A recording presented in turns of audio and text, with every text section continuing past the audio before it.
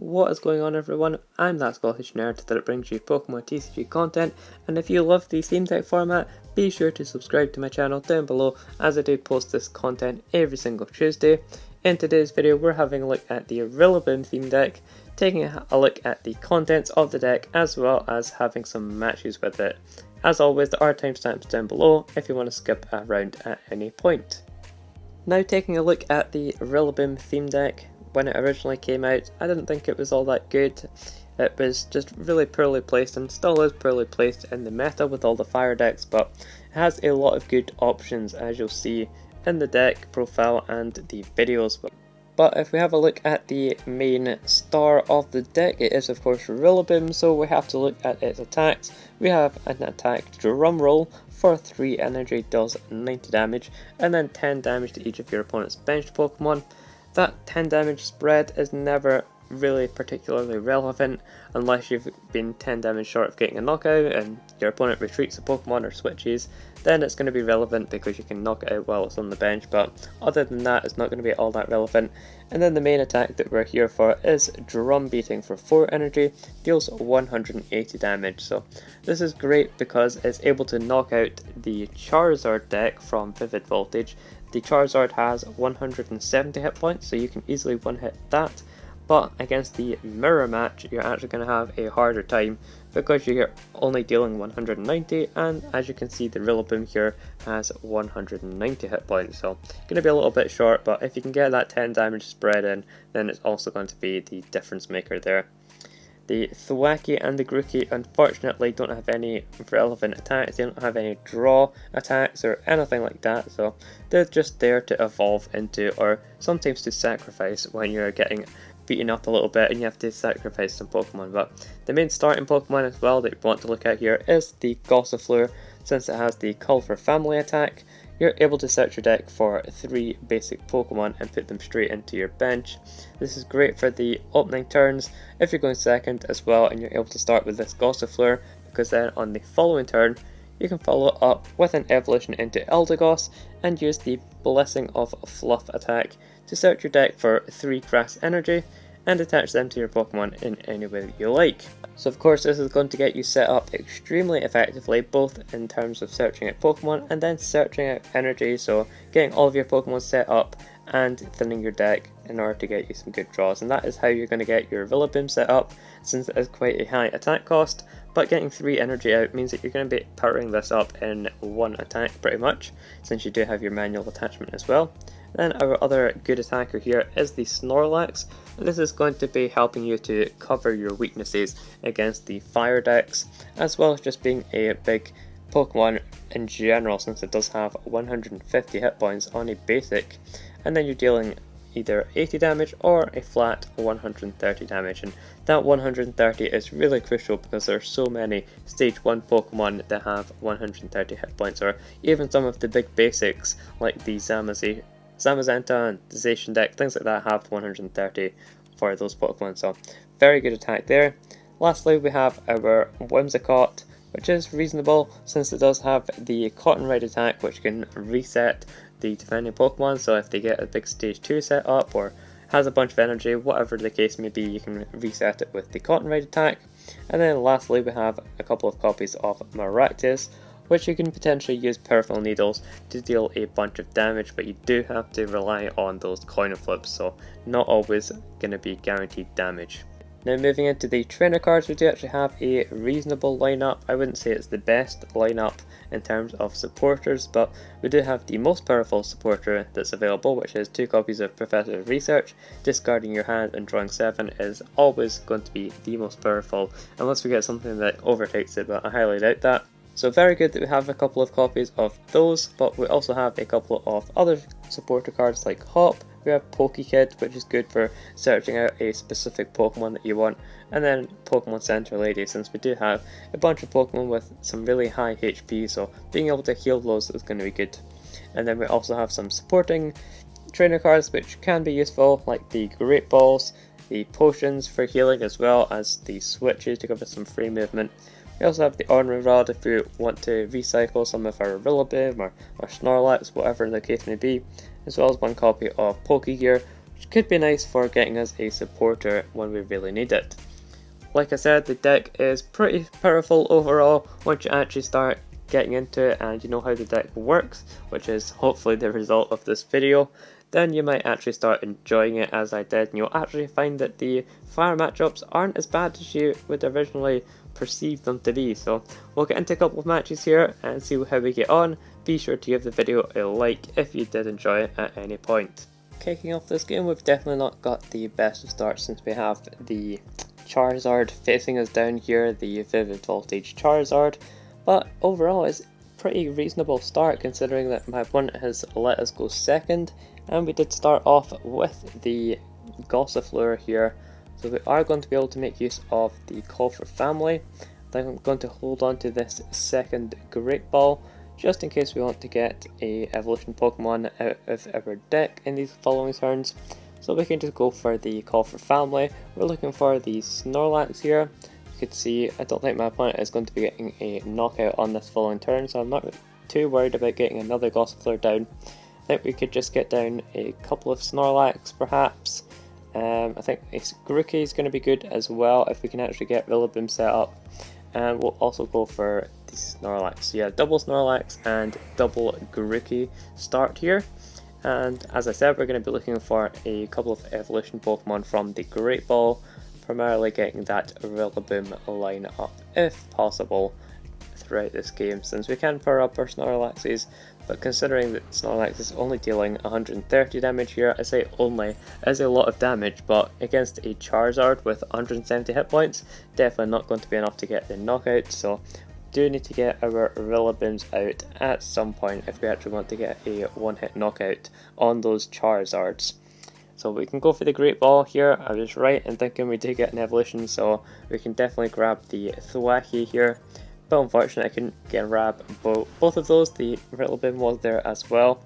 But we can at least get an energy attachment down, and we can go ahead and use our Blessing of Fluff to attach 3 energy straight from the deck onto our Pokemon in any way that we like. So I'm going to be attaching 2 energy onto our Snorlax and then the third onto the Thwackey here. This means that if my opponent wants to start attacking us, we can go in with our Snorlax and start doing damage of our own since we already have the energy in hand.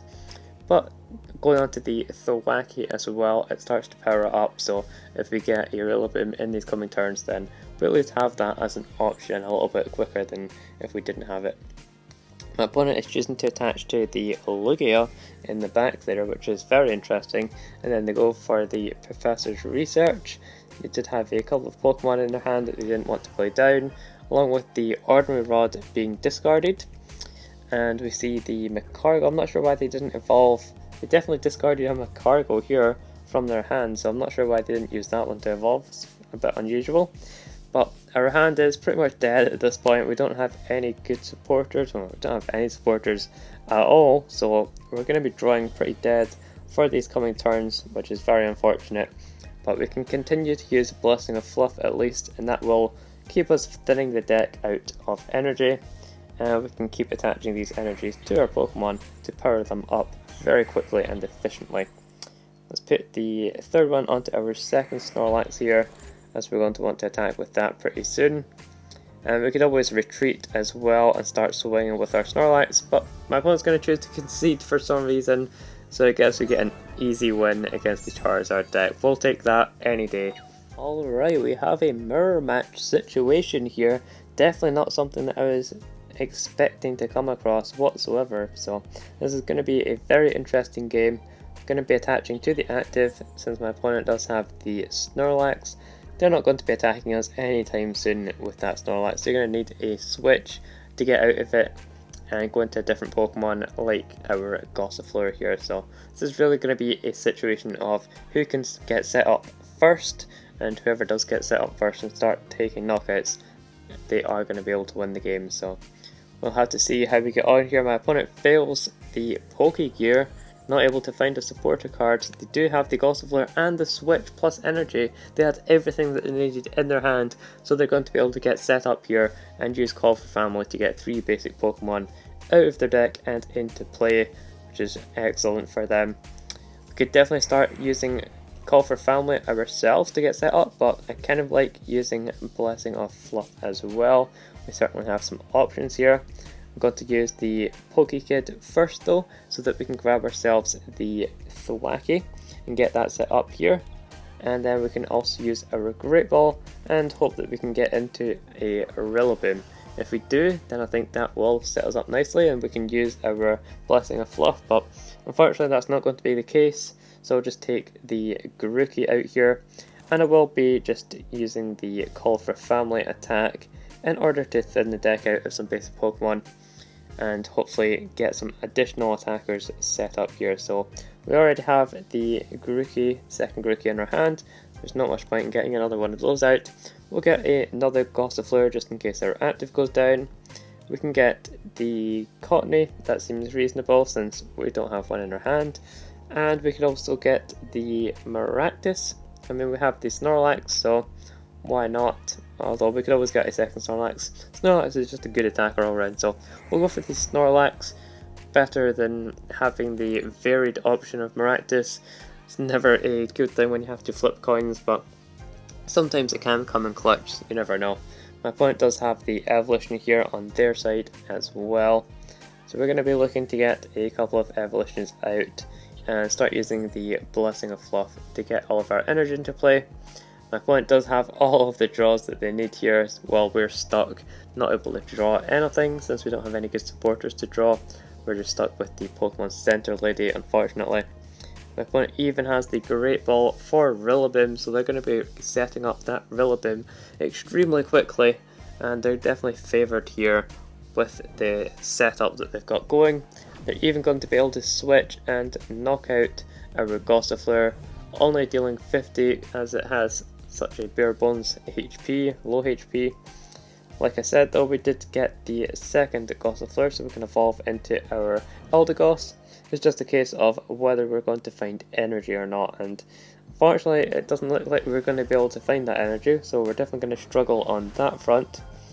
But at least we do have a bunch of Pokemon that we can put down, and when my opponent hits into us, we can make use of the Pokemon Center Lady to at least stall for a couple of turns, but really not being able to find the energy is going to set us back a huge amount. My opponent now here getting the Gossifleur, or Eldegoss I should say, to evolve the Gossifleur, and now they have the Blessings of Fluff attack at their disposal as well if they want to go for that, or if they want to just start hitting us for 50 damage at a time.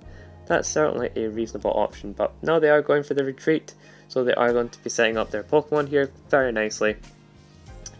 Of course, getting 3 energy out of their deck and attached to their Pokemon in any way that they like, just as we did in the previous game. So we do get a energy off the top, which is very nice. Definitely going to be attaching that and using Blessings of Fluff ourselves, as we don't really have anything else that we can do anyways, so we really have to go for this. I'm going to be attaching one onto the Whimsicott, since that seems reasonable, as we could potentially reset one of our opponent's Pokemons with the first attack there. And it could just be nice to have that as a threat really if my opponent comes up with the Rillaboom or maybe a Snorlax with a bunch of energy on it. If we flip ahead on the Whimsicott, that's definitely going to set them back quite a bit. If my opponent comes up with the Rillaboom, getting the knockout once again, dealing 90 damage and then doing a spread of 10 damage across all of our Pokemon. And we're going to be forced into the Whimsicott, as I said. We have a Hop, which we finally draw into, which gets us a bunch of good trainer cards at least, so we have that going for us. We get the Great Ball, just getting us another Cottony. Definitely not what I'm looking for. I really want the Thwackies so that we can evolve here. And we're just going to have to go in for the attack, hoping for the heads, but no. We get tails, so we're not able to reset that Rillaboom and put it into my opponent's hand. We're really going to be on the back foot here, and I don't think there's going to be any coming back from this at this late stage in the game. I say late, but it really is. Once your opponent starts taking multiple prize cards in team format, there's no chance of you winning really. I think we'll go in with the Snorlax. There's not really any chance of it doing anything. We can attach here, I guess. And my opponent is going to be using the second attack here on the Rillaboom to get a one-hit knockout on our Snorlax, so we can bench another Snorlax and we can even use a potion, I guess, to heal up a little bit of damage on our Grookey. And we'll just go for a Professor's Research, discard the rest of our hand and see what we can draw into. Definitely not looking too hot here. And we do get into the double Miraculous, but as I said, it's not going to be super huge or helpful for us. I'd rather just start setting up the Rillaboom, and maybe we can get one knockout, we'll never know. But yeah, the lack of energy early on in this matchup has really put us on the back foot and made it so that it's near impossible to win this match. My opponent, like I said, being able to get a one-hit knockout on our Snorlax, dealing about 180 damage. We can promote another Snorlax. Since it is a big hitter, it's going to survive a hit from the Rillaboom, or big HP I should say, not just a big hitter. We do get a supporter. I could play that down, I might as well. We've got the Miraculous that we can play down and use our Professor's Research, get into a bunch of energy of course, and we can Great Ball, see what we get. We get the Gossifleur, we might as well take that out of the deck, doesn't hurt to. And we're going to be passing back over to my opponent, where they're going to be hitting us for that 90 damage once again. And all we can do is continue to attach energy to our Rillaboom here. My opponent also got the same idea, where they're going to be setting up Pokemon in their back, just in case that their Rillaboom does get knocked out. Not that it ever will, really. I could switch at this point, but there's not really any use, because as soon as I do that, my opponent is going to be knocking out whatever Pokemon we promote here, so we can just continue to attach energy to our Rillaboom. My opponent's going to get a knockout here on the Snorlax, go down to one prize card remaining, and then we will promote our own Rillaboom and get a knockout and see what my opponent can do from there. So they take their second to last prize card. We promote our Rillaboom, we of course draw into another energy. We're finding all of the energy now, just a bit too late really. And we can attack into our opponent. Of course, totally forgot, the Rillaboom has 190 hit points, which is a huge amount of hit points. And then my opponent is going to be able to use the same attack back into us, so yeah, very unfortunate, but just a case of my opponent being able to set up, get all of the cards that they needed in their opening turn, which is excellent for them, but not going to turn out well for us. Alrighty, getting into our last match here, looks like we are up against a rematch of the Charizard deck here. We do get to go second at least, so we can make use of a supporter since we were lucky enough to get one. And we get a bunch of Pokemon here which are probably not going to be great, apart from Snorlax I suppose, since it is going to cover our weakness to fire here. And we can just start attaching energy onto one of these Snorlax and hopefully get that powered up so that we can actually deal some damage against the Charizards here. Don't get into an amazing hand off of the Professor's Research, so we're just going to have to pass it back over to my opponent. We do get the Thwackey we can evolve on the bench, but for the most part we are going to be stalling out really hard until we can actually get a Snorlax set up. My opponent going for the Hop on their turn, drawing them 3 cards, hoping that they can find the things that they need, and they are getting it from the looks of things. They do have the Charmeleon, but no Charmander at the moment, so they're definitely going to be looking to get towards that. They do have the Charizard as well now, so the full line apart from the Charmander on board, so definitely wanting to work towards that. And like I said, we have the Thwackey we can evolve in the back. We have the Pokekid we could make use of here. Don't really know what I would want to search out though. I mean, we could get a Rillaboom or something, but I'd rather just go for the Hop first. We have a couple of reasonable things here, like the Grookey we could get down and start developing a Grookey in the back while we let the active just be knocked out. And we could always put down the Cottony as well. Let's go for it. We'll get the Great Ball, see what we get, just a Maractus, and we'll pass it back over to my opponent. Again, we don't really have anything else going on, we're just stalling until we get the Snorlax set up. We do have an attack for 80 or 130 damage, and seeing as the Lugia is going to get knocked out with the secondary attack after we play rock paper scissors multiple times, and my opponent apparently wins. But if we have a look at the Lugia, it does have 130 hit points, so if we get a Snorlax built up to the point where it has 4 energy, we can get a one-hit knockout on the Lugia. The other option is going in now and dealing 80 damage, but I don't think that's going to be relevant considering my opponent can two-shot us anyway, so let's just go in with something else, perhaps the Cottony or the other Snorlax. I think we'll just go in with the Cottony here. We could always get the Whimsicott if we really wanted to as well. It could be useful just to reset perhaps, but overall I don't think that's going to be great. We'll see what we have in the deck with our Pokekid. We could also get the Rillaboom here. We have the Gossifleur, so we could also get a Eldegoss from this, which I kind of like, which gives us the option of Blessing of Fluff. So let's go with that. We'll put down the Gossifleur, we'll go ahead and attach to Snorlax, and we can pass over to our opponent once again. We can just attach the energy and get a knockout, which is probably what they're going to go for here. And then if they do, we can go in with our Snorlax, and then we also have our Eldegoss here that we can make use of with Blessings of Fluff. My opponent only now just getting the Sonia for the double Charmander, so definitely good for them that they got the double Charmander, but it's been a couple of turns and taken them a few turns overall to actually get those Charmanders out. Hopefully we can apply enough pressure here to start taking knockouts before my opponent is able to get the Charizards down. So we are going to get a knockout, like I said, dealing the perfect numbers, 130 damage on the Lugia to knock that dude out. We did have to sacrifice a couple of Pokemon, so we're down some prizes here, but my opponent doesn't have any other attackers set up. We know that they have the entire Charizard line in their hand, so that's going to be problematic for us, but beyond that, if we can take out the Charizard, we should be okay here. They have the Bead as well, so getting some energy acceleration onto the Charmeleon, definitely good for them.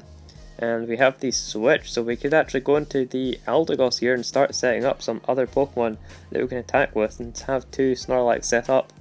That seems pretty good. My opponent will need a Switch to get out of this Macargo, so I'm definitely going to go and take this opportunity to switch, and we can get down a Thwackey as well. And of course this is going to be thinning out the deck so we can get some better draws as well, which is going to be fantastic for us. I could just go and attach it all to the Snorlax, or we could also split it, but I think considering the matchup we're going to be wanting all of our energies on the Snorlax. We don't really care if we have to 2-hit the Charizard. The fact that we can have 2 Snorlax set up is going to get that job done just the way that we need it, and it has a lot of HP as well. It's going to require my opponent playing a Leon to actually get a knockout. So as we said, they have the Charizard. Since they did have the entire line in their hand, they're going to be looking to get some other Charizards into play as well. They do have the Switch, so they're going to be attaching onto the Charmander, interestingly enough, opting not to promote the Charizard and actually get a knockout with it. So I guess they're just also looking to develop their board in the same way that we did. We top deck the Pokegear, which gets us into a Hop. Definitely going to be good to draw some cards here. And see what we get into. A couple of energy and a Switch. Not ideal, but getting the energy is nice. I think we could just go with another Blessings of Fluff to start really attaching to a Rillaboom and hoping that we get a Rillaboom anyway. It's going to be our best course of action, I think. And we do have 2 energy left in deck, so we've done a good job of thinning the deck overall, I'd say. We could just attach these to a Thwackey or go for the Maractus. Really not sure. I think we could just go for the Rillaboom, hope that we draw into it at some point, so we'll go with that. Attach 2 energy onto the Thwackey, and we'll put one onto the Snorlax as well, since it does need the 4th energy to actually get that second attack off. And then we do have the Switch, so if my opponent opts to be passive again and just draw with the Charmander, we can use our Switch and get a knockout, but looks like they're instead retreating into the Sudowoodo, and they're going to be using that to double draw and really fill up their hand nice and big once again. They're going for the Battle Sense to get a card as well. and we see the evolution into the Yan Mega. So a whole host of good attackers coming from my opponent, and we're going to have to start attacking them to really put some pressure on here. We go into our turn, we do get the hop, so we can use that to draw 3 cards. Again, still no Rillaboom. We really need that Rillaboom out as quickly as possible, as it is able to one-hit the Charizard, whereas Snorlax is not. It's a bit unfortunate that we can't find that. I think we could attach to perhaps the Thwackey, or the other option is the Maractus, but I think we'll go for the Thwackey here, and then make use of Blessings of Fluff one more time, just to thin out the last of our energy. And we're going to be attaching this onto the Maractus. You never know, it might come in useful and we could get some good flips, deal some big damage with it. We do have the Ordinary Rods, we can always use that to shuffle in some energy, but we only have 1 energy in the discard pile at the moment, so all of our energy in the deck is now in play, or in our prizes or discard, so only having 11 cards in deck, we should hopefully find our Rillaboom pretty quickly from here.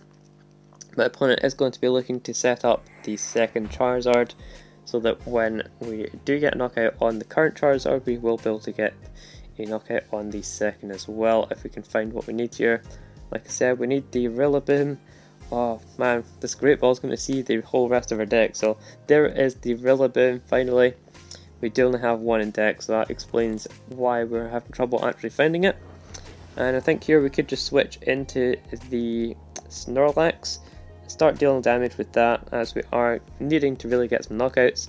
If my opponent goes in with the Charizard, then at least we have the Rillaboom to get a return knockout. So here we go, we're going to start initiating the prize race, switching into the Snorlax, getting a knockout and taking our second prize card. Let's see what we get. We do get the second Rillaboom. It's not really going to be relevant since we don't have the energy. All of our energy is in play pretty much. My opponent does get the Leon, so they've been holding that, I'm guessing, and that's going to allow them to get the knockout with the additional damage as well as increasing the attack, since they now have a Leon in their discard pile.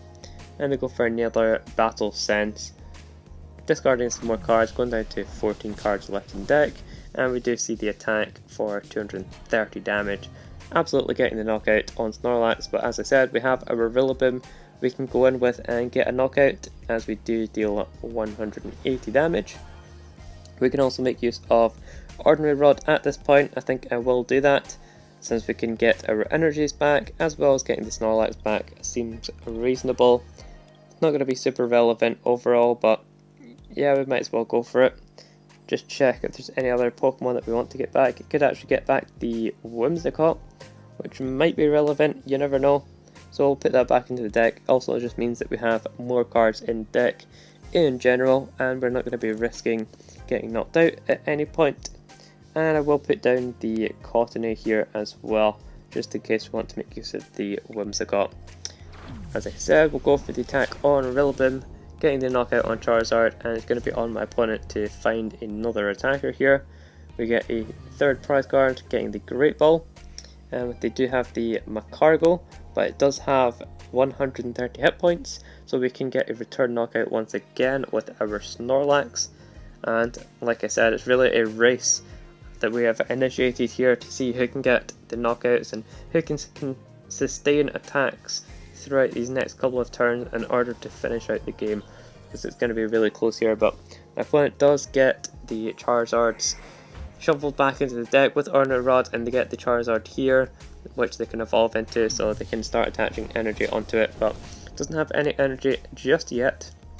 They do have the Macargo, which they've been able to use to get a knockout, and we will be promoting our Snorlax here to get a return knockout of our own. We have the Great Ball we can make use of, might as well get the Snorlax out of the deck, and we have the Whimsicott we can evolve into here.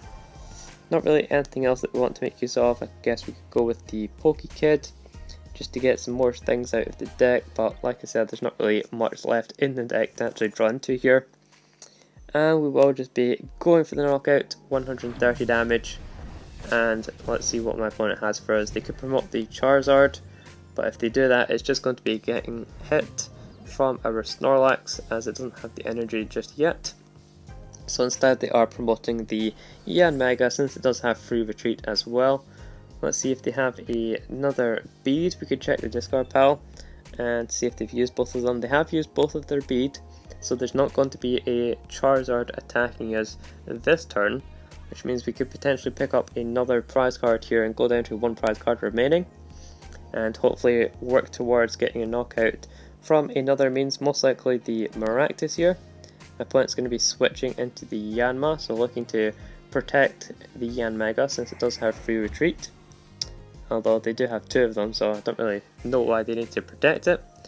And they are going to be using Battle Sense and Hop to draw a bunch of cards here, going down to 4 cards left in their deck. You never know, they might deck out as well if they are going to be aggressively drawing like this. They go for the Ordinary Rod, that gets them back a Lugia as well as the Charmander, and 2 energy back into the deck. They did bench that Sudowoodo, well, it's not really going to be relevant at this stage in the game. And considering that we only have 2 energy cards left in the deck, we're going to be wanting to attach onto our Maractus. Since it does already have 2 energy, it's going to be our main attacker to try and close out the game here. So we'll go for our Snorlax and get the knockout on the Yanma, go down to 1 prize card remaining. And like I said, this is really going to come down to Maractus finishing out this game. My opponent has enough Leon in the discard pile to get a knockout with the Charizard. So we're going to be flipping 4 coins with our Maractus. We need to get a total of 3 heads from the Maractus flipping these coins. So yeah, fingers crossed. Hopefully this is going to be a big finish and we can get a victory here. If not, then we have lost the game. Let's go. There's 1 heads. There's the tails, they all have to be heads now. Oh, we only flipped 2. We were so close. We needed that last coin flip to be a heads, and we would have closed out this game. Oh man, that was literally 50-50, 2 heads and 2 tails. That is so unfortunate.